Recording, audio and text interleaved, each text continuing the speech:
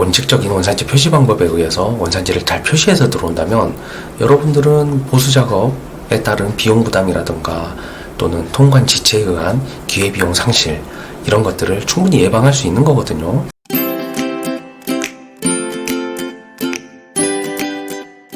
안녕하세요, 외화벌이 연구소입니다. 오늘은 원산지 표시에 관련된 내용을 간단하게 말씀을 드려볼까 합니다. 제가 최근에 받은 문의에서도 원산지 표시에 관련된 내용을 문의를 해오셔서 제가 이제 설명을 드리기도 했고요.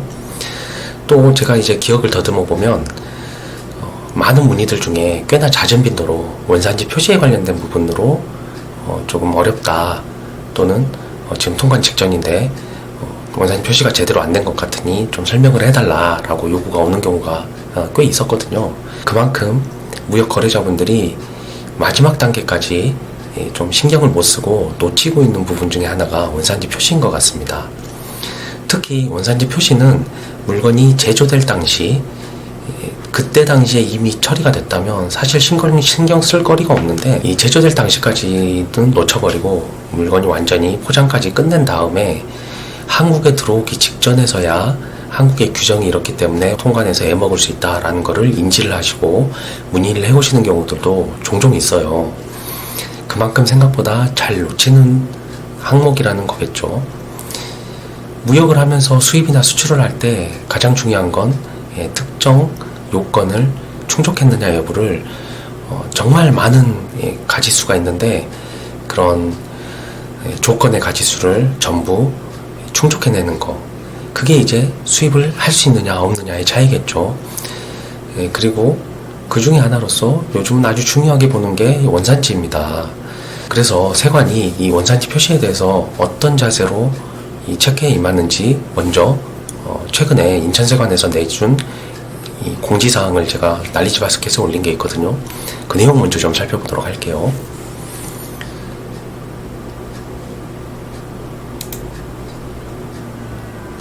이건 이제 인천세관에서 공지를 내온 거고요. 인천세관에서는 공지문 안에서도 이런 내용을 말하고 있습니다. 수입신고 물품의 정확한 품명, 규격, 수량 및 가격과 같은 물품 기초정보, 원산지 표시 여부 및 원산지 표시 방식, 그리고 지식재산권으로 신고된 상표 같은 정보를 신고 때 반드시 정확히 기입해야 한다.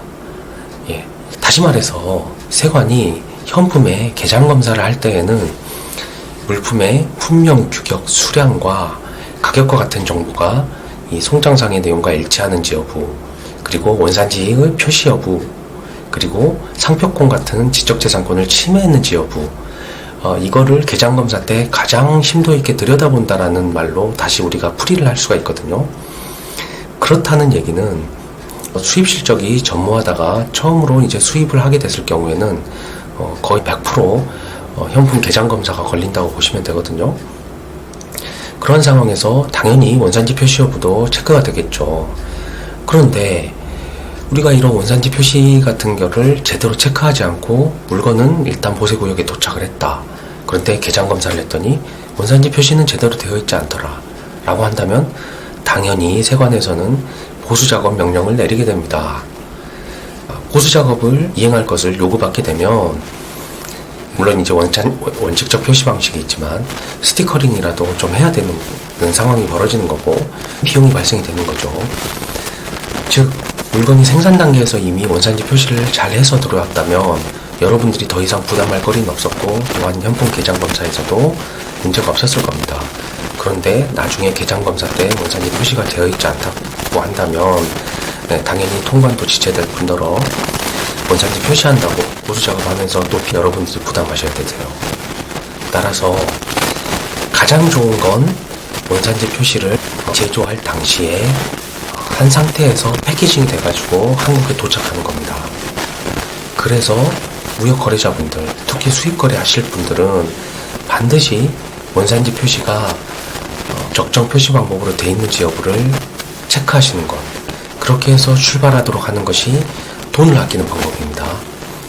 그렇다면 원칙적인 원산지 표시 방법이 뭐냐, 이걸 한번 볼 필요가 있어요. 법 규정에서는 원칙적인 표시 방법으로는 인쇄, 등사, 낙인, 주조, 식각, 박음질 또는 이와 유사한 방식을 규정하고 있습니다. 보시는 것처럼 나열된 방식들은 현품에 영구적으로 표시될 수 있거나 또는 해당 표시를 지우기 위해서는 오히려 현품의 가치가 훼손될 정도의 어떤 작업을 하지 않는 이상은 지워지지 않는 방식만을 원칙적 방식으로 허용하고 있어요. 즉, 원산지를 허위로 표시할 수 있게 얼른 원산지 표시를 훼손할 수 있는 방식들은 허용하지 않는다는 겁니다. 그래서 예외적 표시 방식으로만 이런 날인, 라벨, 스티커, 꼬리표를 인정하고 있거든요. 잘 생각해 보십시오. 라벨이나 스티커는 그걸 떼어내거나 잘라내버리면 당연히 없어지겠죠. 그리고 스티커 같은 경우에는 더더욱 그렇습니다. 기존에 붙어있던 거 뜯어내버리고 새로 붙여버리면 당연히 원산지 가리기가 충분히 가능합니다. 그래서 이 훼손이 가능한 형태의 원산지 표시 방법은 허용하지 않고 있고요.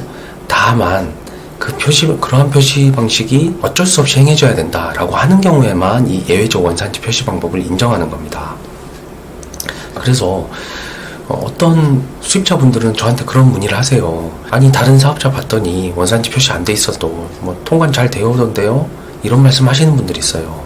또는 원산지 표시 안 돼 있으면 보세구역에서 보수 작업하면 되죠. 이렇게 말씀하시는 분들이 있는데, 이거는 원칙적으로 따져봤을 때는 또 특히나 굉장히 깐깐하게 따져보시는 이 세관원이 이 검사에서 담당자로 배정됐을 경우에는 통관에 굉장히 애를 먹으실 수가 있고, 또 굉장히 안 좋은 방향으로 흘러갈 수 있고, 또 비용도 많이 부담하게 되는 방향으로 흘러갈 수도 있습니다. 차라리 처음에 생산할 당시부터 원칙적인 원산지 표시 방법에 의해서 원산지를 잘 표시해서 들어온다면 여러분들은 보수 작업에 따른 비용 부담이라든가 또는 통관 지체에 의한 기회비용 상실, 이런 것들을 충분히 예방할 수 있는 거거든요. 그래서 원산지 표시 안 돼 있으면 스티커링 하면 되지 라는 그냥 가벼운 생각으로 이 문제를 접근하시는 게 아니라, 반드시 무역거래 체결하셨을 때 이 원산지의 표시 방법에 대해서 꼭 제조 수출자에게 이런 형태로 되어 와야만 한다라는 조건을 다시고 물건을 해외에서 구매하시기 바랍니다. 그렇게 해야만 여러분들의 돈을 아끼고 또 시간을 아끼는 방법이 되니까요. 제가 관련된 내용, 이 난리지 바스켓에 올려놓은 이 원산지 표시 방법에 대한 내용도 링크를 걸어 놓을게요. 그래서 링크 참조하시고 원산지 표시 방법을 잘 협의하셔서 수입을 진행하시기 바랍니다. 관련해서 더 궁금한 부분이 있으시면 문의 남겨주시고요. 자, 그럼 오늘 영상 시청해 주셔서 감사합니다.